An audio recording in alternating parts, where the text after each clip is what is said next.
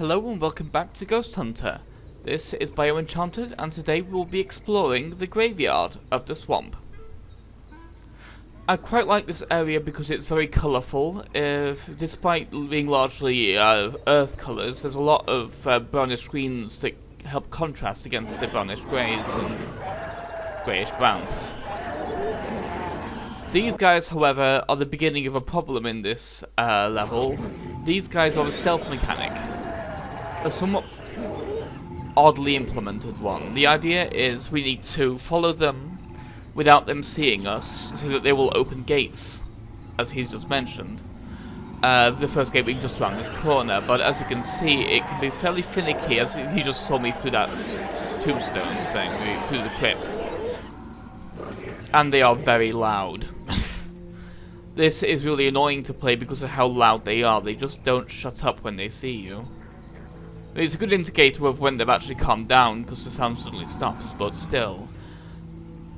These are an annoying enemy type.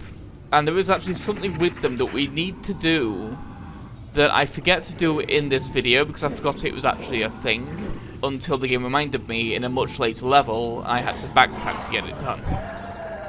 As you can see, even the slightest peripheral vision thing, they can be very sensitive sometimes. The next time we'll be able to get around here successfully, I believe. Yeah, these things are kind of got like, they're kind of like Final Fantasy flans, and they have kind of an ugly, cute kind of a thing going on, where they're kind of a weird, bizarre little pig man thing that has a certain charm to it. The cheeky little, and here's the actual thing we need to do with them: follow them closely, but not too closely. And here we need to be up here, because here's the only place where there's cover. Otherwise he'd panic and run right back to the beginning again. But essentially what we need to do with this guy that I forget to do, and we'll end up doing with the a later one, is when they reach the end of their path entirely, they actually go to sleep. Which I forgot about entirely, because the game doesn't tell you this at all. Even in the later notes about them, it doesn't mention them going to sleep at all. It's much like the shotgun, where the game just doesn't tell you what it's trying to do.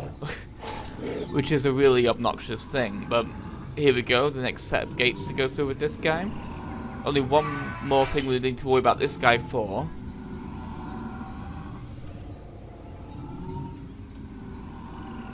So what we need to do with this guy is, these guys are immune to everything that we can do to them. But when they're asleep, they can be affected by the grenades. What we were intended to do here would be wait for him to reach the end of his path and go to sleep. And then to capture him for future reference. To get a new power that we'd need for about 3 videos away from now. But again, that's something that the game doesn't tell you about, even when you're getting close to the actual puzzle it requires it. So, it'll be fairly obnoxious. And yeah, this guy we actually have to wait on, because he will panic a few times because we're getting bothered by these ghosts. There were 3 of them in all in this room that spawn at different times in the rooms, so it's kind of an annoying section, this, because you kind of have to let the game waste your time. Because as you can see, the pig's just going to keep catching up to us whenever we stop fighting those ghosts more. I do like the design of this courtyard, though. I like the large statue in the middle. It's a good focal point. It's a large, it looks like a large alligator now that I'm actually looking at it.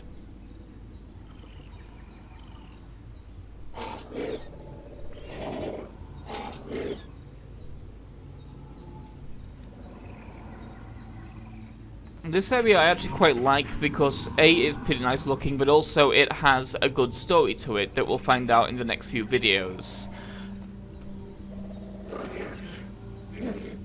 And yeah, there's the final ghost. It only appears when we reach about that point in the area. So of course, the pig dog will see us while we're fighting it.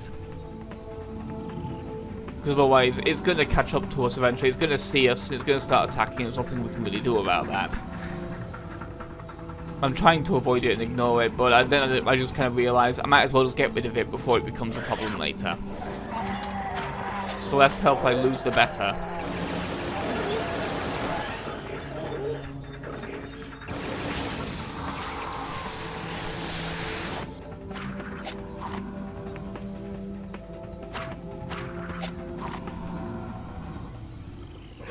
There we go. Now we can actually finish the puzzle with the little pig dog thing.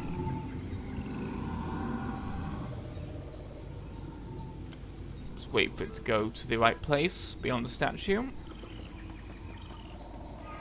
Stay behind it and then book it when the door's open.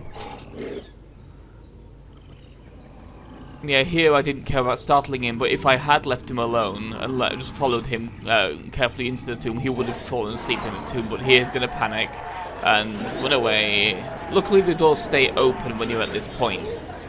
That's a very kind thing the game does. Once you've at least passed through the door and done what you need to do, they will remain open. It will treat the puzzle as complete. And here's where we find out the notes confirming the professor was definitely in the swamp, and also the second part of his diary, describing the transference technology of allowing him to teleport through portals to this location, and also describing the Howler alongside the Blue Spook and the Revenant. I quite like the faux Latin, like the fact that the Howler's called the Exitute Virtuis. That's kind of a cool little thing to it, that like, make it seem like the guy was actually a scientist investigating these things. In fact, they gave them all proper Latin names. But now we have the crowbar, and as you saw earlier, there was actually a weakened door that we can use it to get through. But for now, we're just checking these alcoves. There's nothing in them, but I wasn't certain if there was shotgun ammo or not, and that's always nice to have more of. Because the most common things in those kind of alcoves are that kind of ammunition. Apparently I got GTA on the brain today. I quite like that overgrown tomb as well, it looks pretty cool. It's a good like focal point beyond the statue. So it reminds you which side of the courtyard came in on largely. And there's the crowbar door. You never have to use that crowbar again as far as I recall. And there's the opening area. This area is very cyclical, as you can tell. And in here we have our first major key item of this area. The key. Literally, a large cartoon one, that will allow us to exit the graveyard and move on to the next section of the game. So let's go to that door and use it.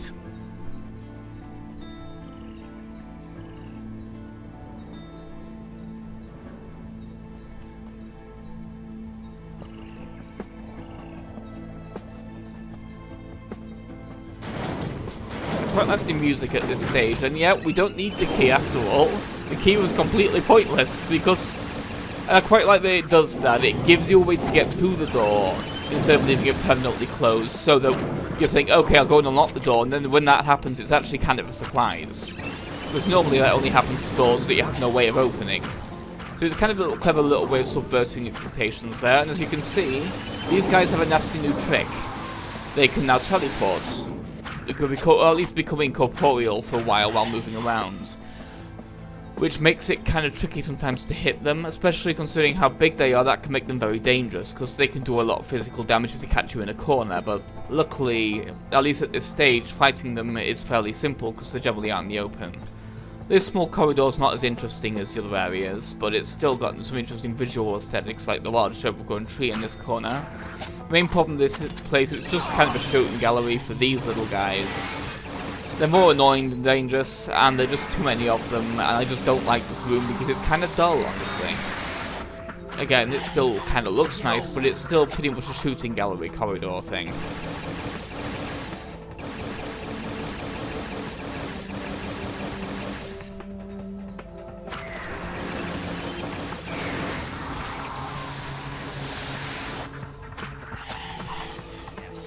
You know, avoiding these things can be kind of annoying when there's multiple ones of them, because one of them will like often phase through you from behind while you're attacking one in front of you, that kind of stuff. They can be kind of obnoxious about that kind of thing. Yes.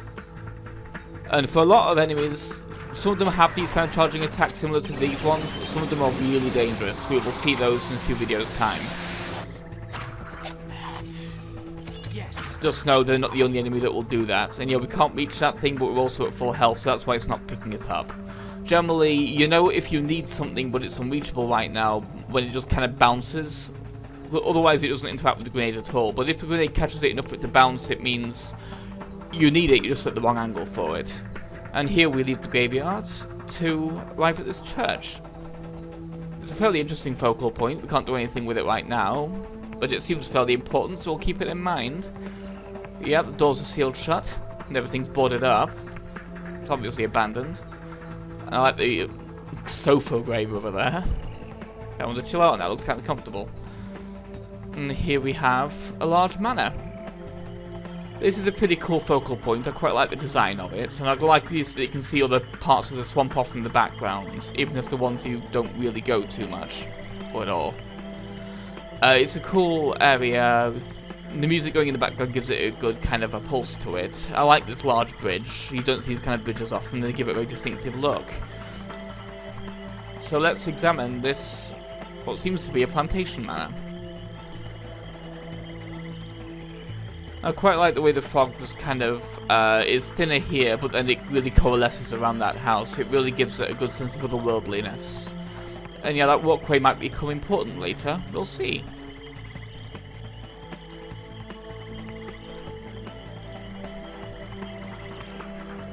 So let's explore the house as much as we can, considering these doors down here are boarded up. Let's try going upstairs. These are also boarded up. Okay. Is this house abandoned? There's a few pickups up here, which is nice. This game's often quite good with that. It will often give you big pickups after a fairly difficult fight. There's one particular fight later on that in my practice I actually died on. And the second time through it gave me a large amount of health afterwards. Well, let's finish investigating this manor and see if anyone is here.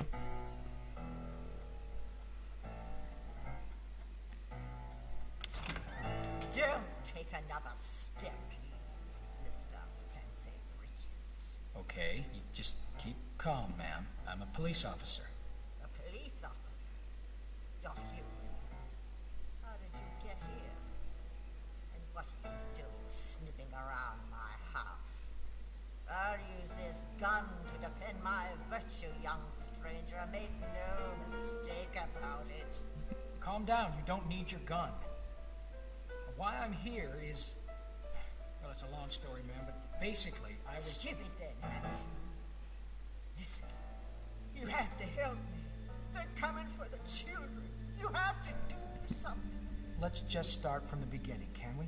Okay, nice and calm. Who exactly... The spirits! Who do you think? They'll be here any minute. Normally my son can deal with them, but he's been called away. Will you help us? I can see you're a sensitive young man. Okay, I'll go take a look around. You stay here, please, ma'am.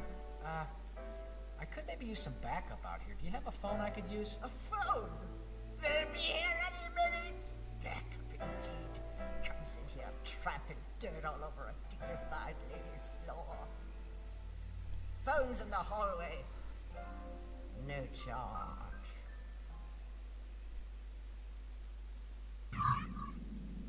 I like that not only is she heavily suspicious like a lot of these Southern Belle type characters tend to be, well, ex-Southern Belle in this case, but also she has that kind of flirtatious nature to her that adds a little extra dimension to her character and makes her a lot more fun than the usual stereotype would expect.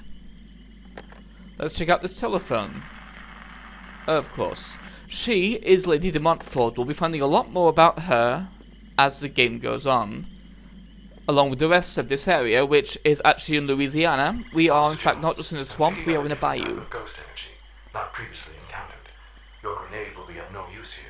I recommend caution in the extreme. And yes, we have a new enemy type coming up. Not our usual Bleach brand of ghost. These are fairly interesting enemies because of behaviour and things, but we'll go into them when we actually encounter them properly. Here's a sneak preview.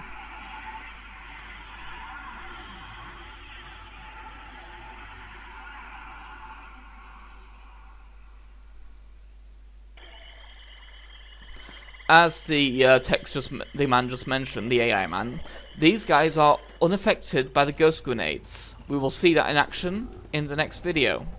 For now, let's examine this church and enjoy this lovely eulogy. His life, fighting for the very beliefs that rule his life. Oh yes, Peter, he will be sorely missed both by his kinfolk, especially his beloved mother, and by the whole community. His tireless work is boundless energy. He may not have smiled much, but he did his smiling with his deeds. We will remember him. We will remember him as we turn to page 408, Ezekiel 17:55. Next time we'll explore the basement. Goodbye.